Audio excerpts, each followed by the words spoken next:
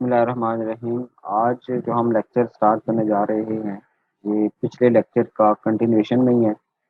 जैसे कि हमने लास्ट लेक्चर में कॉनिक सेक्शंस को स्टार्ट किया था और हमने सर्कल्स को डिस्कस किया था। तो आज हम उसका जो नेक्स्ट कर्व, हमने 4 कर्व्स की बात की थी कि 4 कर्व्स ऐसी हैं, जिनका ताल्लुक कॉनिक सेक्शन से है। तो आज हम सेकंड वाली डिस्कस करने जा रहे हैं, which is known as parabola. ये पैराबोला आसान है, कोई ज़्यादा मुश्किल नहीं है।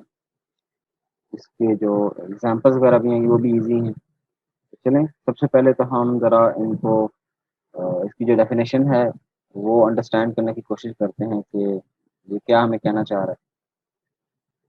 तो डेफिनेशन जो है वो हमें ये कहती है कि भाई पैराबोला क्या चीज़ है। Parabola is basically a set of points हैं कि पॉइंट्स ही होते हैं नॉर्मली, जो कर्व्स होती हैं अगर हम उनको बात करें, तो कर्व्स असल में क्या होते हैं, वो ग्राफ्स होते हैं। तो वो जो ग्राफ होते हैं, फॉर एग्जाम्पल जिस तरह आपको ये अगर ग्राफ नज़र आ रहा है, तो ये ग्राफ क्या है, बेसिकली ये डिफरेंट पॉइंट्स के कॉम्बिनेशन का ही एक नाम है। तो इसी तरह जो हम कह रहे हैं जी, डेफिनेशन भी यही कह रही है कि जो पैराबोला होती है वो भी कोई अनोखी चीज़ नहीं है। वो भी बेसिकली यही है कि this is a set of all points. और ये प्लेन में पॉइंट्स होते हैं। प्लेन का मतलब है कि ये जो एक्स वाई कोऑर्डिनेट्स होते हैं, इनके अंदर एक्स और वाई के कोऑर्डिनेट्स से हमारे पास प्लेन्स बनते हैं। और इनके अंदर ये जो हमारे पॉइंट्स होते हैं, जिनको हम कह रहे हैं कि ये पैराबोला का जो ग्राफ है, basically this is a set of points. तो ये क्या होते हैं जी, they are equidistance from a fix point. ठीक है, यहाँ होना चाहिए this is a fix point, कि आपका जो जितने भी ये पैराबोला के पॉइंट्स हैं, they are equidistance. Equidistance means कि इनका डिस्टेंस है वो इक्वल होता है। कहाँ से? From a fix point F. ठीक है, एक पॉइंट है जी एफ, जिसको हम कहते हैं focus, which is known as focus. और एक और जो पॉइंट है उसको हम लाइन कह रहे हैं। It's a fix line which is called directrix. ठीक है, तो दोबारा इसको देखते हैं। पैराबोला सेट ऑफ पॉइंट्स हैं जो इक्वी डिस्टेंस है, यानी कि उनका, उन पॉइंट्स का जो डिस्टेंस है वो इक्वल है दो जगह से। वो दो जगह कौन सी है? पहली जगह ये है कि there is a fix point जिसको हम एफ कहते हैं, और F is known as focus. एक तो फोकस से उसका जो डिस्टेंस है, और एक और लाइन होती है जिसको एल से हम शो कर रहे हैं, और इसका नाम होता है डायरेक्ट्रिक्स। तो ये जो डायरेक्ट्रिक्स है, ये एक लाइन है, और फोकस एक पॉइंट है। ठीक है जी, ये दो चीजें होंगी। एक फोकस हो गया, पॉइंट वो असल में पॉइंट है, और जो आपका डायरेक्ट्रिक्स है ये एक लाइन है। तो वो ये कह रहा है कि पैराबोला जो है वो इन दोनों जगह से, एक पॉइंट से और एक लाइन से, इनका जो डिस्टेंस होता है, ये जितने भी पॉइंट्स होते हैं, सेट ऑफ पॉइंट्स, इन सब का डिस्टेंस इक्वल होता है। तो अब अगर हम डायग्राम देखें, तो डायग्राम में पैराबोला की शेप इस तरह की होती है, ये हमने पहले भी देखी हुई है। और इसमें एक पॉइंट है ये वाला, ये जो मैंने पॉइंट लगाया हुआ है, और एफ के नाम से हम इसे शो कर रहे हैं। तो this point is basically known as focus. ठीक है, इस पॉइंट को हम कह रहे हैं फोकस, और ये नीचे एक लाइन लगी हुई है। अच्छा, ये याद रखें कि ये जो लाइन है, ये हमेशा इस वर्टेक्स है। ये वर्टेक्स क्या होता है जी? वर्टेक्स वो चीज है जो, जहां आपका जो पैराबोला है वो एक्सिस को जहां टच कर रहा होता है, तो ये इसका वर्टेक्स है। फिलहाल इसका वर्टेक्स ओरिजिन पे, ये एक्स और वाई कोऑर्डिनेट्स है हमारे पास। और हमारा ये जो पैराबोला है, इसका जो वर्टेक्स है वो ओरिजिन पे है। तो अब ये जो ओरिजिन पे है, तो हमारा जो फोकस होता है वो किस साइड पे होता है? फोकस हमेशा पैराबोला, जिस साइड पे पैराबोला ओपन होती है उस साइड पर हमारा फोकस होता है। और उसके बिल्कुल अपोजिट साइड पे हमारा डायरेक्ट्रिक्स होता है। ये हमारी क्या है जी? डायरेक्ट्रिक्स। ठीक है, ये जो लाइन है, इस लाइन को हम डायरेक्ट्रिक्स कहते हैं। और ये हमेशा किसके अपोजिट होगी? जिस साइड पे पैराबोला ओपन हो रही है उसके बिल्कुल अपोजिट अपोजिट। अच्छा, एक और इसमें खास बात यह है कि वर्टेक्स से जितना डिस्टेंस फोकस का है, वर्टेक्स से जितना डिस्टेंस फोकस का है, यानी कि ये वाला भी डिस्टेंस, इतना ही वर्टेक्स से इस लाइन का भी होगा। ठीक है, तो ये जो लाइन है, ये जो लाइन, ये वाली डायरेक्ट्रिक्स, इसका जो डिस्टेंस है, ये वाला डिस्टेंस और ये वाला डिस्टेंस, ये हमेशा आपस में इक्वल हों। ठीक है, एक तो ये बात। और दूसरी ये कि जो हमारी पैराबोला है, जिस तरह ये पॉइंट्स है, तो इस पे लेट से हम कोई एक पॉइंट ले लेते हैं। लेट से मैंने ये एक पॉइंट ले लिया, इस पॉइंट को मैं P कह देता हूँ, और ये कोई एक एक्स वाई कोऑर्डिनेट्स वाला पॉइंट होगा। तो अब अगर आप यहाँ से इस पॉइंट से, ठीक है, इस पॉइंट का डिस्टेंस ले लें इस फोकस से, ये जो फोकस है, तो अब असल में हम डेफिनेशन को अंडरस्टैंड कर रहे हैं कि डेफिनेशन जो एक वर्ड्स की फॉर्म में लिखी है, ये ग्राफिकली क्या कहना चाह रही है। वो ये कहती है कि भाई एक पॉइंट, आप कोई भी पॉइंट इस पैराबोला पे चूज करें और उसका इस फोकस से डिस्टेंस पता करें, ये डिस्टेंस, और इसी पॉइंट का आप डिस्टेंस ले लें इस जो डायरेक्ट्रिक्स है, ये दोनों इक्वल होने चाहिए, ये दोनों इक्वल होने चाहिए। अच्छा, आपको अभी फिलहाल ये लग रहा होगा कि ये इक्वल नहीं है क्योंकि ये छोटा है और ये लेंथ बड़ी है। वो लेंथ इसलिए बड़ी है क्योंकि मेरी ड्राइंग इतनी अच्छी नहीं है, तो पैराबोला बहुत अच्छी ड्रॉ नहीं है। तो जो ओरिजिनल पैराबोला, जो कि बड़े अच्छे तरीके से किसी किसी अच्छे टूल से अगर हम इसको ड्रॉ करें, तो हमेशा ये जो डिस्टेंस है, ये पॉइंट P से लेके पॉइंट F तक, और पॉइंट P से लेके नीचे ये जो पॉइंट है, तो ये पॉइंट इस लाइन के ऊपर, ये कोई पॉइंट है, इसको आप Q कह लें, कोई Q पॉइंट कह लें। तो ये जो दो पॉइंट्स हैं, ये जो दोनों लेंथ्स हैं, ये याद रखें, ये आपस में हमेशा एक दूसरे के इक्वल हों। ठीक है जी, ये बात आपको समझ आई। जी सर।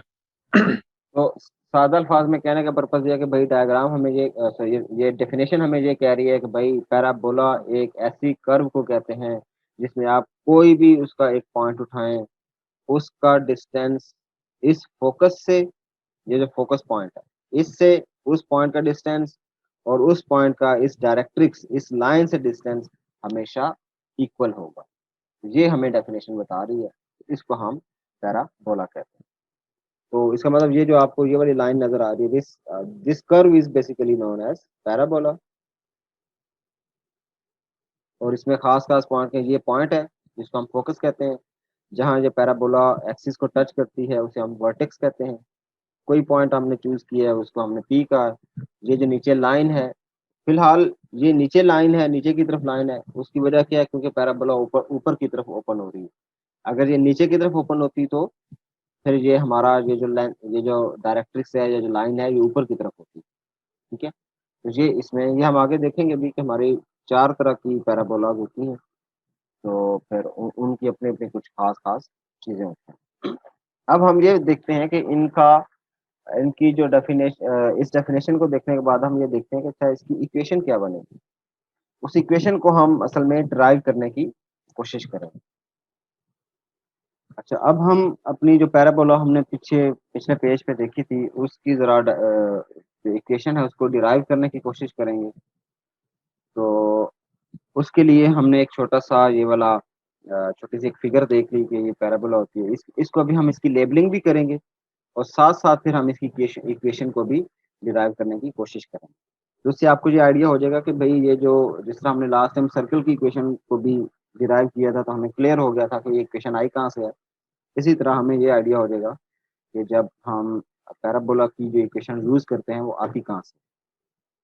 तो अब लेबल करने के लिए सबसे पहले जरूरी ये होगा कि हमें इस फोकस पॉइंट का पता हो। हमें ये पता कि भाई ये एक फोकस पॉइंट है, इसको हमने कह दिया दिस इज एफ। ठीक है, और ये जो एफ है, और ये नीचे हमारी लाइन है जिसको हमने लेट से एल कह दिया था, जो इस लाइन का नाम था डायरेक्ट्रिक्स। ठीक है, और ये हमारी पैराबोला थी। अब हम इसके कुछ कोऑर्डिनेट्स अगर सेट करना चाहें, तो हम अगर ये कहें कि भाई ये जो एफ पॉइंट है, ये ओरिजिन से पी डिस्टेंस पे है।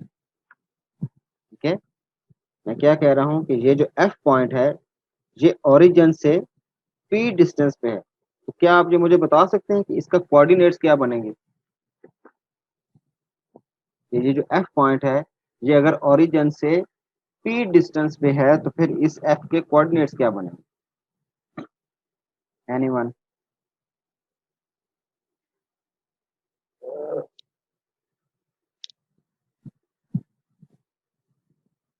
जी जिशान, आप बताएं। निशान आज चुप करके बैठा हो, यस सर। बताएं जरा। ये जो पॉइंट एफ है, फोकस पॉइंट है, इसके कोऑर्डिनेट्स क्या होंगे अगर ये ओरिजिन से पी डिस्टेंस पे लाई करता है?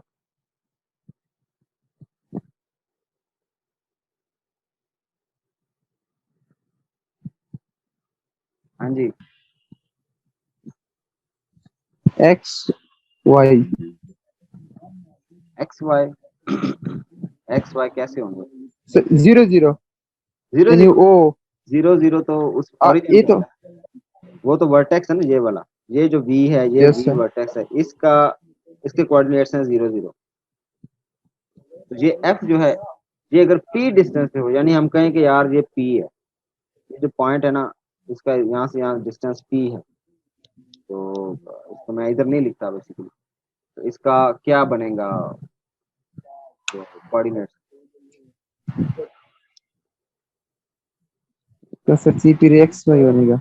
नहीं, जीरो कॉमा पी। अच्छा, एफ जीरो मतलब जो वाई कोऑर्डिनेट है वो जीरो है।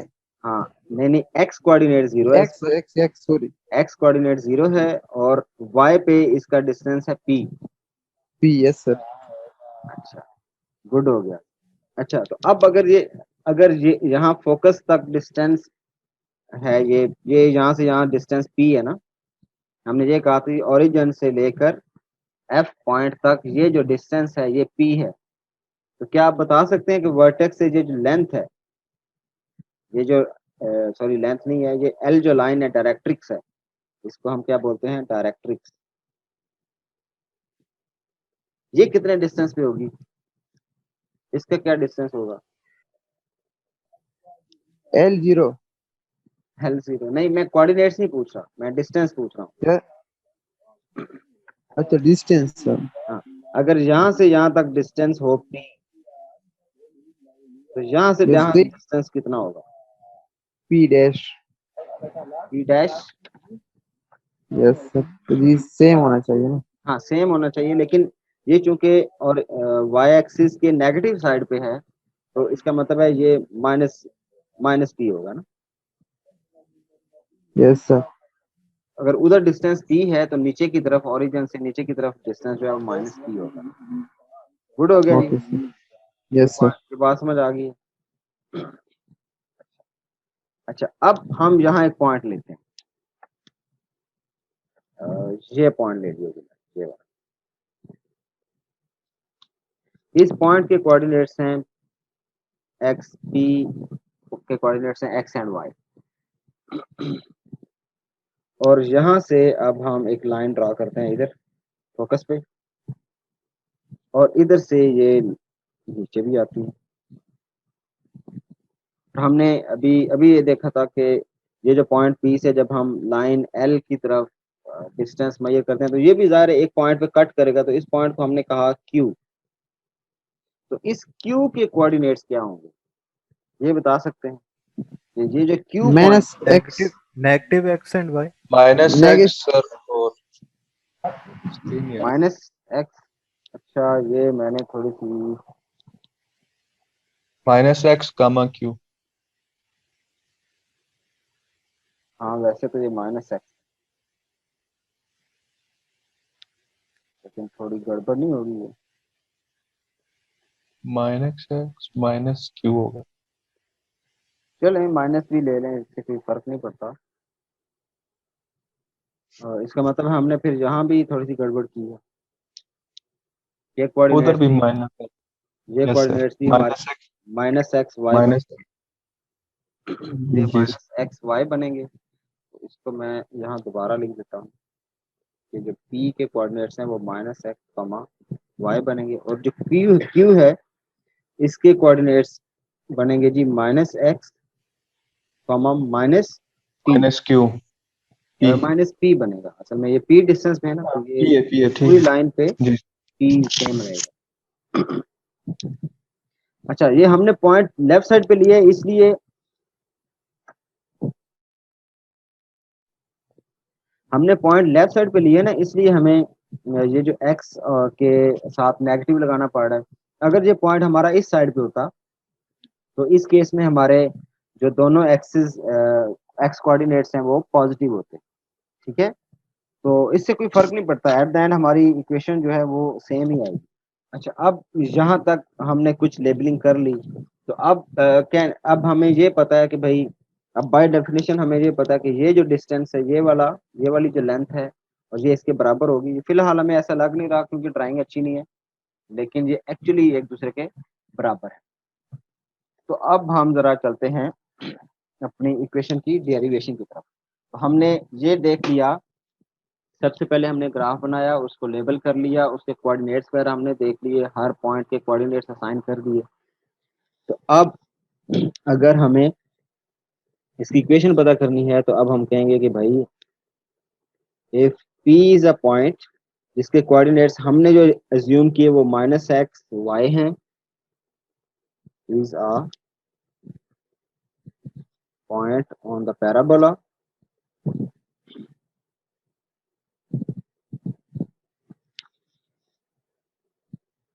और हमें ये पता है कि ये जो दो डिस्टेंस हैं, इस डिस्टेंस को क्या नाम दें, pf, और इसको हम pq कह देते हैं। कि जो pf है, ये जो डिस्टेंस है या जो लेंथ है, this is equal to length of pq। ये हमने पहले से ये डेफिनेशन से हमें पता है। ये डेफिनेशन ही ये कहती थी कि भाई आप कोई भी पॉइंट पैराबोला पे चूज करें, उसका फोकस से डिस्टेंस और इस लाइन डायरेक्ट्रिक्स एल जो है, इससे इनका डिस्टेंस हमेशा बराबर होगा। तो ये डेफिनेशन ने हमें बताया कि भाई आपने कोई पॉइंट चूज किया। हमारे केस में जो पॉइंट है उसमें एक्स नेगेटिव है। वो नेगेटिव इसलिए क्योंकि हमने इस पैराबोला का वो वाला पॉइंट चूज किया जो लेफ्ट साइड पे है, जो नेगेटिव साइड पे है, जो एक्स के नेगेटिव साइड पे है। अगर हम राइट साइड पे इधर चूज करते तो जाहिर है ये पॉइंट हमारा पॉजिटिव आता। ठीक हो गया। अब अगर मैं आपसे ये पूछूं कि ये जो पी एफ है, ये वाला पी एफ, ये एक डिस्टेंस होगा, तो इस डिस्टेंस की इक्वेशन क्या बनेगी? क्या ये आप मुझे बता सकते हैं कि ये जो पी एफ है डिस्टेंस, ये किसके बराबर है? आपने कोई डिस्टेंस फार्मूला लगाना है और उसको यूज करते हुए आपने मुझे बताना है। अब देखें, आपको दोनों एक्सिस पता है, आपको एक्सिस कह रहा हूँ, कोऑर्डिनेट्स पता है, पी का कोऑर्डिनेट्स भी पता है और एफ के कोऑर्डिनेट्स भी पता है। तो इन कोऑर्डिनेट्स को यूज करते हुए अगर आपसे मैं कहूँ कि डिस्टेंस पता करें, तो क्या आप बता सकते हैं? सर डिस्टेंस फार्मूला लगा लें, d इज इक्वल टू हाँ जी, मैं वही कह रहा हूँ, डिस्टेंस फार्मूला x2 क्या आएगा? x2 माइनस x1 का स्क्वायर प्लस y2 माइनस 1 का होल स्क्वायर अंडर रूट। तो फिर उसमें ये वैल्यू पुट कर। सही है। 0 minus X plus p minus Y. 0 minus X, चलें अगर हम ऐसे कर लें, हम इसको x2 कंसीडर कर लें और x2 y2, तो p पॉइंट को ठीक है। x2 y2 कंसीडर कर लेते हैं। तो ये -x -0 whole square plus y minus sorry y minus p का होल स्क्वायर, यही आएगा। इसको अगर आप थोड़ा सा सिंप्लीफाई कर लें तो इसमें ये होगा, ये 0 जो है ये तो वैसे ही खत्म हो जाएगा, तो ये किसके बराबर आएगा? और सर माइनस ये एक्स का जब आप स्क्वायर ले लेंगे तो प्लस एक्स। ये पॉजिटिव एक्स हो जाएगा। Very good. तो ये पॉजिटिव एक्स स्क्वायर हो जाएगा प्लस वाई माइनस पी। इसको हम फिलहाल इसका स्क्वायर एज इट इज रख देते हैं। तो ये हमारे पास किसके बराबर आ गया? P F. तो ये हमने ये वाला डिस्टेंस पता कर। अब जो दूसरा डिस्टेंस है, एक तो ये हमने पी एफ कैलकुलेट कर लिया, अब हमें पी क्यू कैलकुलेट करना। तो पी क्यू किसके बराबर होगा? तो अब इसमें हम ये करते हैं कि अगेन इसी को हम, ये जो पॉइंट पी हमने चूज किया है, इसी को ही x2 y2 कंसीडर करते हैं और हम कहते हैं नाउ पी क्यू जो है वो किसके बराबर आएगा जी, हम कहते हैं जी minus x comma minus x comma sorry minus x minus minus x जी। और इसका स्क्वायर। अच्छा ये आपको समझ आई ये कैसे हुआ? ये जो पी पॉइंट यस था, सर। ये जो पॉइंट पी है, ये मैंने उसका माइनस एक्स लिखा, फिर फार्मूले में माइनस आता है, फिर जो क्यू का माइनस एक्स है मैंने वो लिखा, ठीक है जी। फिर हमने प्लस प्लस लगाया, फिर यहाँ हमारा आ वाई जाएगा y और माइनस, माइनस और फिर माइनस यहाँ पी क्यू में अगेन माइनस पी, तो हमने माइनस पी लिखा और फिर इसका भी होल स्क्वायर अंडर रूट। और अंडर रूट। तो अब जब हम इसको थोड़ा सा सिंप्लीफाई करते हैं तो ये हमारे पास क्या आएगा जी, और ये माइनस एक्स, ये प्लस एक्स होल स्क्वायर, और प्लस ये किसके बराबर आ गया, ये y माइनस, इसको हम प्लस कर देते हैं इसका स्क्वायर। अब यहाँ क्या होगा, ये जो ये है कट ये आपस में कैंसिल हो जाएंगे, वन है। 0 ये 1 जीरो आया आ गया, जीरो आ गया, ये असल में 0 यस जी सो यस 0 जीरो आ गया। तो जीरो इसका मतलब है पी क्यू की वैल्यू क्या बनी, y plus p zero whole plus y plus p Y plus plus y P और वो वाई कैंसिल प्लस हो पी जाएगा। बस। का स्क्वायर का अंडर रूट, ठीक है, वो असल में कैंसिल हो जाएगा। लेकिन फिलहाल चले जी हम इस पे ऐसे ही रखते हैं। तो इसका मतलब हमारे पास ये जो दो ऐसे डिस्टेंस आ गए हैं, एक ये वाला और एक ये वाला, और ये हमने कहा था ये हमेशा आपस में इक्वल होते हैं। तो अगर ये इक्वल होते हैं तो हम इनको इक्वेट कर देते हैं, एक दूसरे के बराबर कर देते हैं। तो इसको कैसे करते हैं, हम कहते हैं जी we know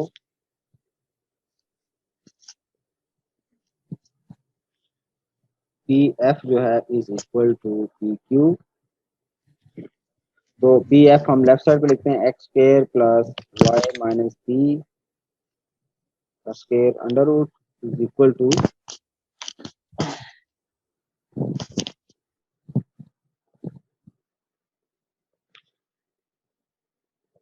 why plus p के स्क्वायर का अंडर रूट। तो ये दोनों चीजें आपस में इक्वल हैं। अब हम इनको थोड़ा सा सिंप्लीफाई कर लेंगे, और सिंप्लीफाई करने के लिए हमें क्या करना होगा जी, अगर मुझे दोनों साइड से अंडर रूट को खत्म करना है तो मैं क्या करूं, स्क्वायर ले। स्क्वायर ले लें, मैं दोनों साइड पे स्क्वायर ले लें। यही वजह थी कि मैंने यहाँ इसको इस स्क्वायर को इसके साथ कैंसिल नहीं किया, क्योंकि हमें इधर वाले अंडर रूट को भी खत्म करना था। मैंने दोनों साइड पे स्क्वायर लिया तो मेरे पास क्या बच गया जी, x square y minus p का whole square is equal to y plus P का होल स्क्वायर। अब हम सिंपली ये जो फार्मूलाज हैं स्क्वायर वाले वो ओपन कर लेंगे। तो ये एक्स स्क्वायर प्लस वाई का स्क्वायर प्लस पी का square minus 2py is equal to Y का स्क्वायर प्लस पी का स्क्वायर प्लस 2py। यहाँ तक तो कोई एतराज नहीं है ना? No sir. No sir. अब इनमें से कुछ कैंसिल वगैरह हो सकता है या नहीं? यस सर x स्क्वायर और y x स्क्वायर और p स्क्वायर है एक्स स्क्वायर कैंसिल हो सकता है? नो हो सर। सकता है। No sir no p square P P square square cancel हो वाई सकता स्क्वायर है और वाई स्क्वायर। और p स्क्वायर y दोनों स्क्वायर साइड पे हैं। अगर आप इनमें से किसी एक को किसी एक साइड पे ले जाएं, यानी कि अगर आप चाहें तो इस वाली सारी पूरी टर्म को उठा के इधर ले आएं, या ये वाली टर्म उठाएं और इधर ले आएं, या डायरेक्ट भी कैंसिल करना चाहें तो आपकी मर्जी है। कैसे डायरेक्ट कैंसिल करना चाहते हैं या दूसरी साइड पर लेकर जाऊं और फिर डायरेक्ट कैंसिल ठीक करूं? है सर, इक्वल के दोनों डायरेक्ट ठीक काट। ठीक रहेगा। पी स्केयर के साथ कैंसिल हो सकता है, वाई स्केयर के साथ कैंसिल हो सकता है, ठीक है। तो इस तरह अब ऐसा करते हैं, जो जो स्क्वायर वाली टर्म है वो एक साइड पे रहने देते हैं और जो बाकी है वो दूसरी साइड पे ले जाते हैं। तो अब हमारे पास यहाँ तो एक्स स्क्वायर बचा, और जहाँ -2py था इसको हम दूसरी साइड पे ले जाते हैं, एक जहाँ ये +2py बन गया और इधर ऑलरेडी ये 2py था, तो इनको इनके साथ मैं क्या कर सकता हूँ, जम हो जाए 4py। ये ऐड हो सकते हैं। तो इसका मतलब है x² = 4py। ठीक है जी।